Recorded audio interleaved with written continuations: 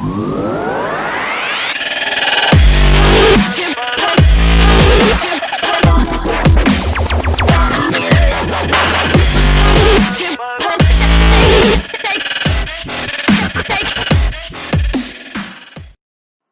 friends, today we're going to start with the Indian subcontinent and history.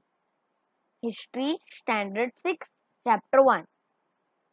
So let's start. So first, to understand the history of a specific region, we need to know the geography. So let's see what links geography with history.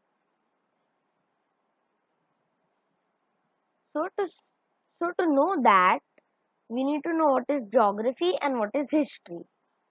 Geography is the study of the physical features of a region, and history is the study of the past. So, what do we learn from history? We learn from history how people lived in the past, about society that existed, their different religions, changes in lifestyle and culture over time. So, the study of the past is based on four main pillars.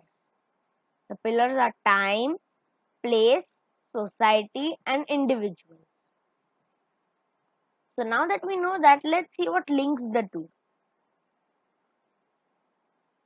So, if you see here, in geography, it's given the Lonavala Mountains, and in history, it's given the Lohagarh Fort by Shivaji Maharaj. So, if you see here, if there was no mountains, no Lonavala Mountains, would Shivaji Maharaj have to build a fort here?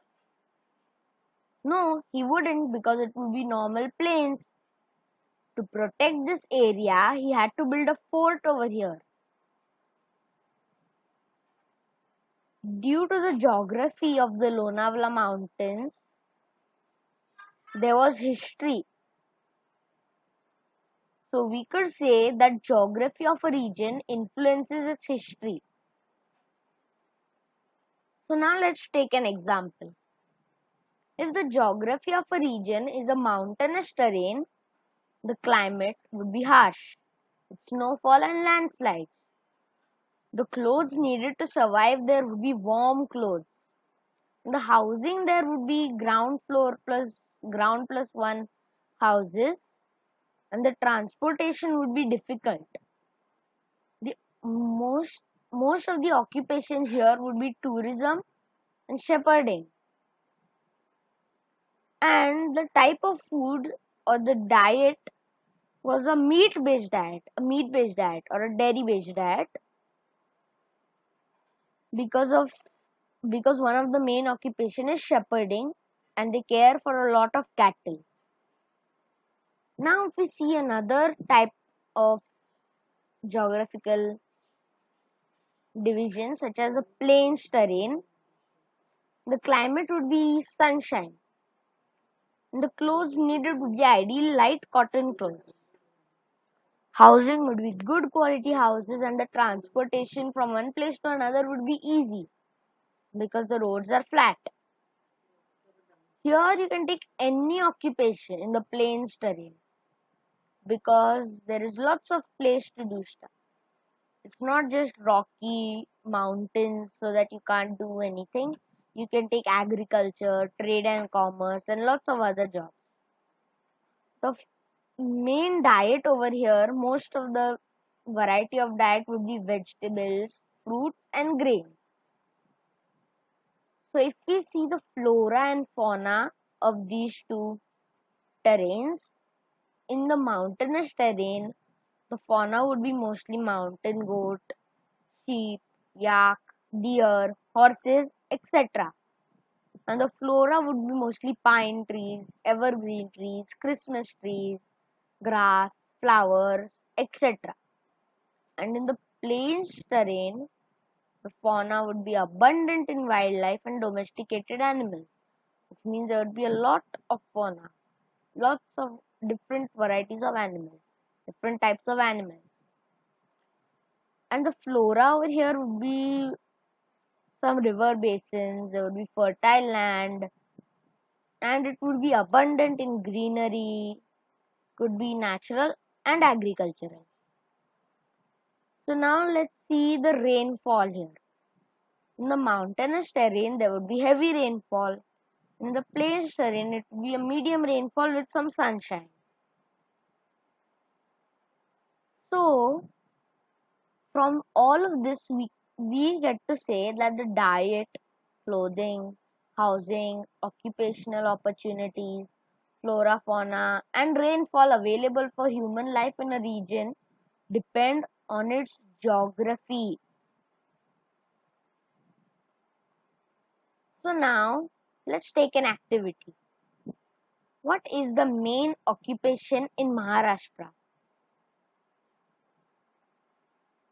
So, as you all know, the state of Maharashtra is an agricultural state. So, you could say that the main occupation is agriculture. And then, what is the main crop grown in Maharashtra? The main crop grown in Maharashtra is sugarcane and cotton. You could also say Maharashtra is famous for cash crop of sugarcane and cotton. Out of total cultivable land in Maharashtra, about 60% land is under food grain crops. That's a lot of space. Now, this is a very important point to remember. Man-made activities can impact the geography, the weather, the climate of a region toward its worst. As you see over here, the man-made activities have turned this fertile land into a barren landscape. Man-made activities such as deforestation, drought, degradation of environment, pollution, war, etc. forces people to abandon their villages or settlements. So now there are some abandoned civilizations of Indus Valley, Mohenjo-daro and Harappa. All of this history is lost forever for reasons unknown. So now let's see what are the geographical features of India. To see the geographical features of India, you must have a directional understanding like north, south, east, west. North is up, you could say your head, and south is down, you could say your feet. East is your right hand and west is your left hand. So now let's see what are the features of India, the geographical features of India, so we can get to learn more about the history of India. So India falls into the northern hemisphere above the equator. It's in the southern part of Asia, the continent of Asia. So now, as you know, this India also has a north, south, east, west. Now we'll learn what's in the north of India, south of India, east of India and west of India. So in the north of India, there is the Himalayan mountain ranges. There are lofty Himalayas to the north. And to the south of India, there is the Indian Ocean. To the west of India, there is the Arabian Sea. And to the east of India is the Bay of Bengal. Just for a quick revision, the north of India is the Himalayas, south of India is the Indian Ocean, west of India is the Arabian Sea, and east is Bay of Bengal. So now you can see here on this map that India is only covered by land on one side. All the other sides are covered by water. So water on three sides of a landmass and land on one side is called a peninsula. It's called a peninsula.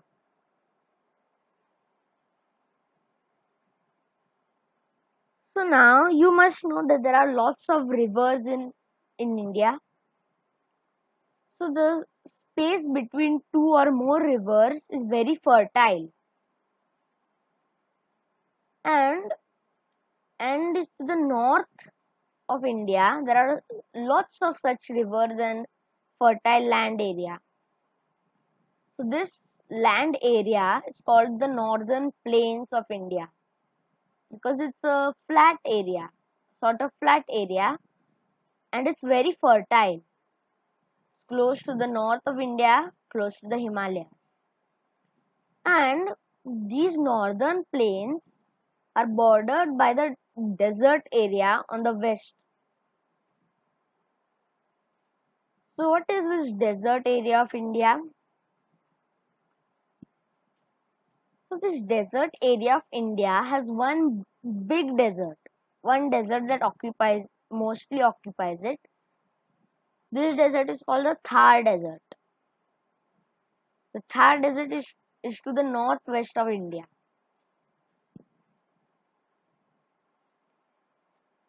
And the Thar Desert has lots of other states around it, of Punjab, Haryana, Rajasthan, Gujarat, and some of the Thar Desert also goes into Pakistan.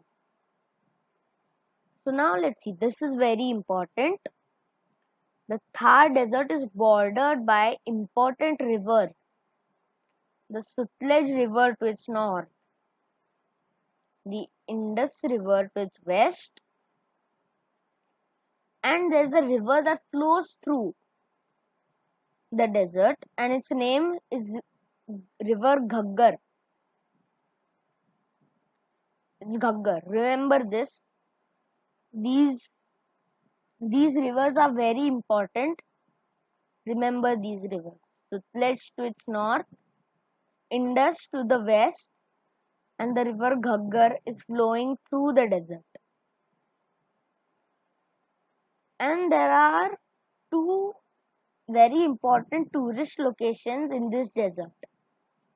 The desert has the Aravalli mountain ranges to its east.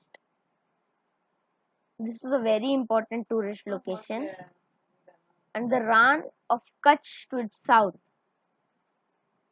The Rann of Kutch to its south celebrates some sort of desert festival. That's also a very important tourist location. So now, these northern plains of India, what are they exactly? As you know, there are lots of rivers and the land between two rivers is fertile. So among all these rivers and all this area of the northern plains, there are some very important plains in them. The plains of Sindhu, the plains of Ganga, and the plains of Brahmaputra. The plains extend from Sindh, Punjab in the west to present-day Bangladesh in the east. That's very long. Many ancient Indus Valley civilizations flourished alongside the rivers in this fertile northern plains. As it is easy to grow crops here because the land is very fertile. And the population increased rapidly in these civilizations. And large empires came up along these plains. So these plains are very important to Indian history. So now let's see the Himalayas of India. The Himalayas and the Hindu Kush mountain ranges act as a natural wall that separates the Indian subcontinent from Central Asia. So you must be asking, what is this Indian subcontinent? You will get to know that later. So there are some land routes through these mountains which people can navigate through. These are called mountain passes.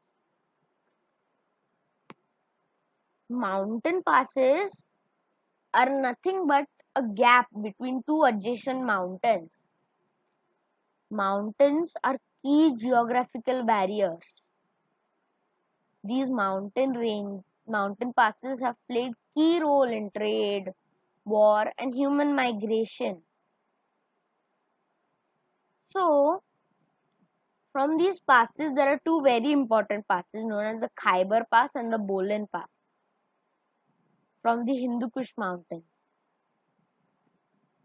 These mountain passes are connected to ancient trade routes passing through Central Asia. And there is another route called the Silk Route, a famous route called the Silk Route that connected China with Central Asia and Arabia. The route was called the Silk Route because they traded lots of silk from this route. The ancient passes of Bolan and Khyber were also used by invaders and foreign travelers to reach India. So now what are the physical divisions of India? Like the northern plains and the Himalayas, there are some other divisions in India. So let's see what they are. As you know, there's the Himalayas, and then the plains of Sindhu, Ganga, Brahmaputra rivers, the northern plains, and there is a new one called the Deccan Plateau. More on that later. The desert area, the Thar Desert, and the coastal region. And there are some islands in the sea, the Andaman and Nicobar Islands and the Lakshadweep Islands. So now what is the importance of the coastal plains of India?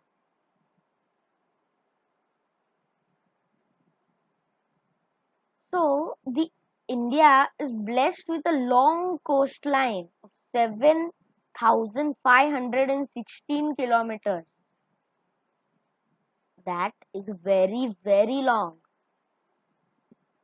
The coastal region is nothing but the coastline. The coastline, which is very long, consists of all the states which are in the coastal region. In ancient times, trade was carried out by the sea. Seaports enabled trade and development of contact with foreign cultures and people. So this coastal districts or coastal region was very important for trading. Even though land routes were very important too, but sea routes always remain more important.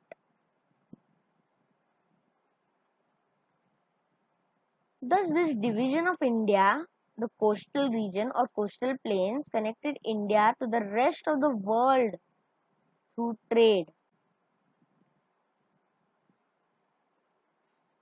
So now, this Deccan Plateau thing, you must be asking, what is this Deccan Plateau?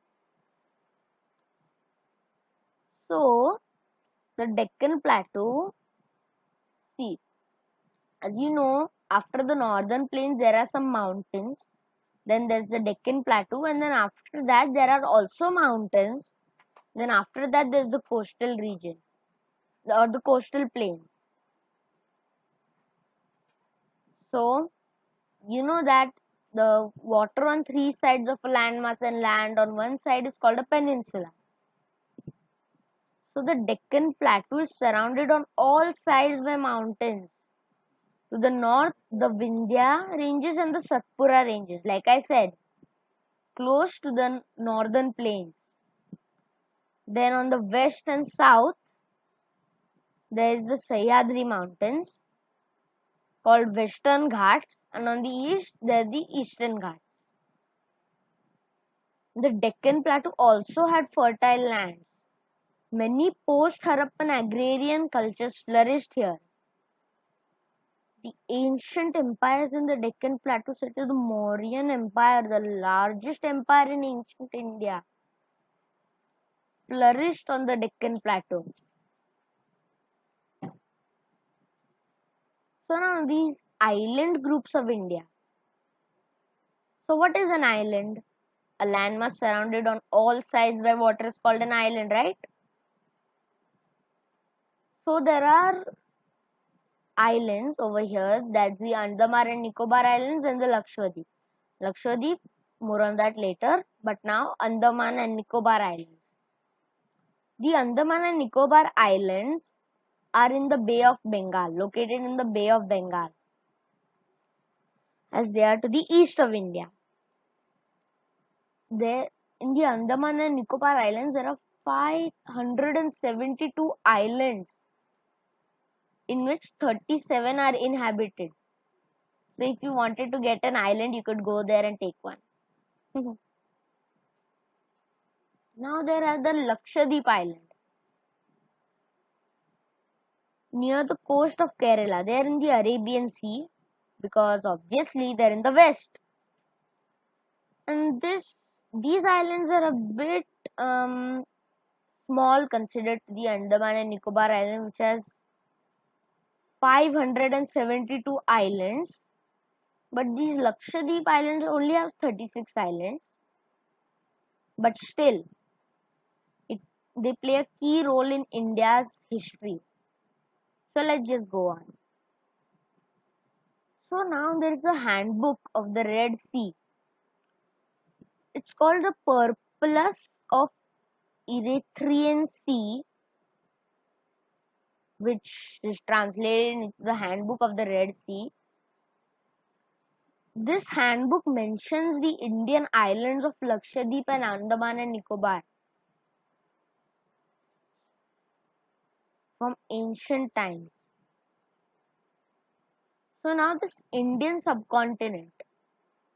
To understand the term subcontinent, we need to understand the boundaries of India. The current boundaries of India after our independence, after 1947, show India, Pakistan, and Bangladesh as independent countries. But this was not so just 70 years ago. Before independence, just 70 years ago, India's map looked something like this. Pakistan and Bangladesh were a part of India. In fact, the entire world referred to the region below the Himalayas as the Indian subcontinent. This region includes Afghanistan, Pakistan, India, Nepal, Bhutan, Bangladesh and Sri Lanka. This region is also called South Asia.